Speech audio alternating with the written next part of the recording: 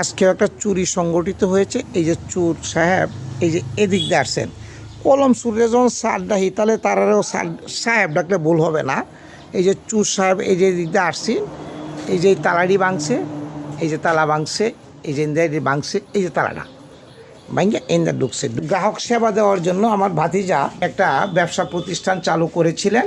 এই যে তার দোকান পেট্রোল এবং ডিজেল মানুষ যেন সহজভাবে পায়, এই জন্য এই দোকানটা চালু করতে চেয়েছিলেন।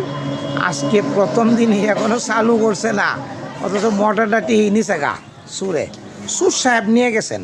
এইখানে এই তালাগুলোর মধ্যেও কিন্তু চেষ্টা করছি ঢুকনের লাগিয়ে, কিন্তু ঢুকতে আসছে না দেখিয়া গেছে গা। এখানেও ঢুকতে চাইছি, পারে নাই, গেছে গা। এই যে এই বাসার ভিতরে এইখানে প্রথম ওই জাল আনা, ওই যে ওই দরজা নক করছিল ঢোকার জন্য, তে ওই বাসার এক মেয়ে টের পাওয়ার ফলে আর সে ঢুকতে পারে নাই, এসে পড়েছে। তারপর এখানে এসে এই যে টিনটা কাটছে, খুব সুন্দর মতো কাটতে চাইছি। পরে ওই মেয়ের চিৎকারে এক পর্যায়ে সে চোর এই দিক দিয়া, এই যে দিক দিয়ে পলাইছে, এই দিক দিয়া।